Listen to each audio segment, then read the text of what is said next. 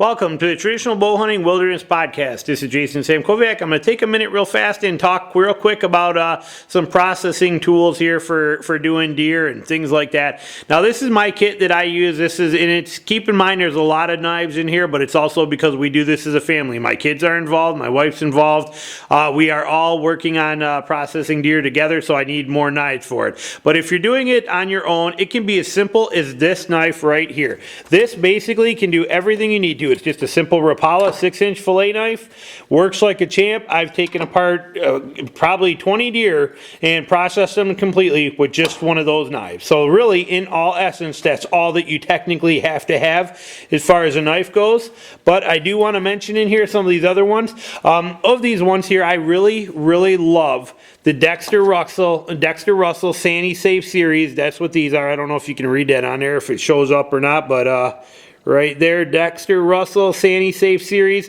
I love this line of knives. They're just they got good edge on them, good blade, good edge retention. They're very affordable. Every one of these knives is somewhere between, except for these two, which are, you get these two paring knives for like $6 for a pair, but everything else, I think this one was like $20, $10, $12, $12, 12 or $15, $6, 12 or $7. You know, they're not much money. They're all pretty cheap. So it's not like there's a lot of money there. But like I said, realistically, this one knife will do it all. A 6-inch standard Rapala fishing knife, fillet knife, flexible. That flexible blade is that's the key for a lot of things, like removing silver skin, that sort of stuff. The flexibility is really nice, and that's very valuable. Same with these two. This is a Dexter Russell 7-inch fillet knife. Same thing though, real flexible. You know, I love that flexibility. And then this is this one here. These three knives, which I will pull out right here, and actually I would say this one here too. These are the knives that I use the most. This one here is the one I use for all of my skinning stuff. I just like it. It's just, I don't know why, but it's my favorite one for skinning animals. I really like it, that one. Once in a while I'll use these paring knives as well too. Usually I'll use one of these paring knives for all of my skin cuts, where I got to cut the hide basically to rip through, because they're quick and easy to sharpen. Little thinner blade. I just like it. I use them for that. But these really here are my main go-to knives. That's my skinning knife that I use for everything. It's a 5-inch boning knife from Dexter Russell Sandy Safe series. I use the Rapala fishing knife, 6-inch fillet knife. I use this 6-inch flexible boning knife. It's a Dexter Russell Sandy Safe 6-inch flexible boning knife. Now, it is not as flexible as the fillet knives are, but I still use this a lot. This is what I use to get all the meat off the bones and you know, break muscle groups down, that kind of stuff. I use this knife a ton. And then this fillet knife here, the 7-inch fillet knife, I use this for pretty much everything else, from removing silver skin to you name it. This knife here for me has pretty much replaced this knife. So either one of these work great. This one the kids use a lot more, and my wife does. This one is kind of mine. I don't let anybody mess with it. This is my number one go-to knife, that 7-inch fillet knife from Dexter Russell. These two knives, like I said, those are what I use to break deer down completely. But this here, a standard kitchen steel. This is actually not ceramic, it's a steel.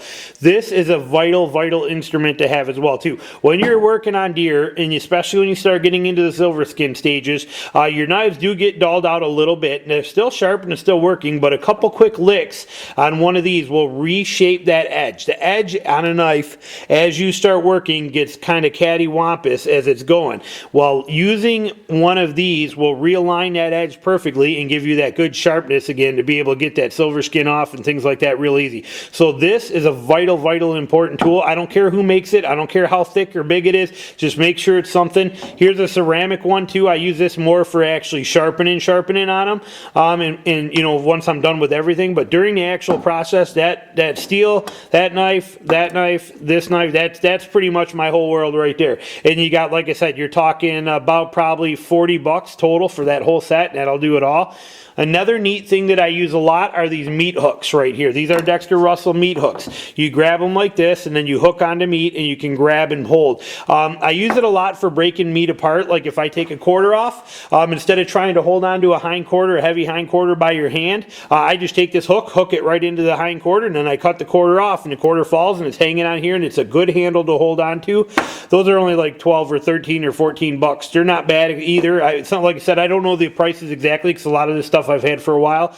But these meat hooks, they're awesome. They're absolutely awesome and well worth it. Come in real handy. Just a 1/4 inch one. They make them in 5/8 too, but the 1/4 inch works perfect. But works real good, especially like even when when I'm working on back straps. I'll hook this into the back strap, and then as I'm cutting, I can pull a little bit and put that pressure on that back strap so that I can get in there and I can get in with the knife on the other hand and cut it out. So those meat hooks come in real handy. I personally just throw all these knives and everything just go in this little standard metal toolbox I got from Tractor Supply for 10 bucks. I love it. Everything fits in there perfect, keeps my kit together nice and neat, and works like a champ. So, but like I said, realistically, to get started, if you're getting started processing your own deer, all you really need, just that simple 6-inch Rapala fishing knife and your regular knife that you use for gutting deer and that kind of stuff. But, you know, these Dexter Russell ones, if you're starting to get into a kit, very, very highly recommend these Sandy Safe Dexter Russell knife setup here. Now, a couple other things real quick that I want to mention on here for you is that these cutting boards, I have 3 of these cutting boards. Okay, they're I think they're 18 by 24 inch cutting boards. You get them at Walmart. They're like they're $12 or $13 a piece. They're very affordable, pretty thick. They work like a champ. I take them, lay them side by side in a row, boom, boom, boom, boom, all 3 of them, and but very, very awesome cutting boards. And like I said, you don't have to spend the money on the high priced ones from Cabela's or Bass Pro Shops. These work excellent. When they get cut up too bad, you throw it out and replace it, and you didn't spend a lot of money on it. Also are these tubs, these meat tubs. These are very cheap. I get them from, you can buy them from like Cabela's and stuff for like $15 each, but if you go to Gordon Food Services or you look around online, this meat tub, they cost about $5 is what I paid for 2 of them.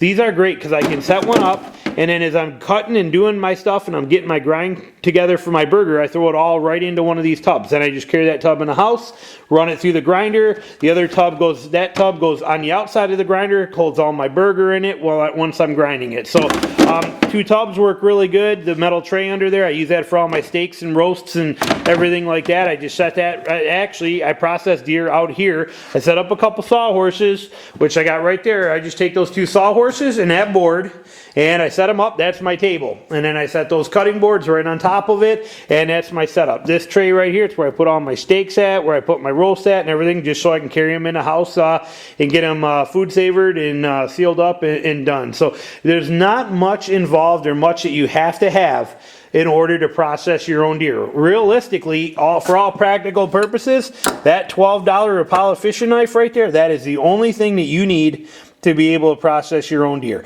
But if you get into it, you start getting involved in it, like I said, some of the, you want a little better quality knives and you're gonna, you know, do something with it, or if you're gonna, you know, you're gonna spend the money on it, do it right. It's kind of my attitude, and you just can't go wrong with that setup right there. 5-inch Dexter Russell knife, 6-inch flexible recurve boning knife, 7-inch Dexter Russell flexible fillet knife, and I don't even think this is Dexter Russell. This is I don't even know who this steel is or who makes this, but just a standard, you know, kitchen steel, actual steel, just to find, or, you know, bring the edge back on the blades. But that setup right there works like a champ.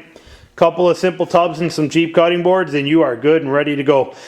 Thanks for watching. This is Jason Samkoviak, Traditional Bowhunting and Wilderness Podcast. I'll be back with more stuff soon. Thanks. Bye.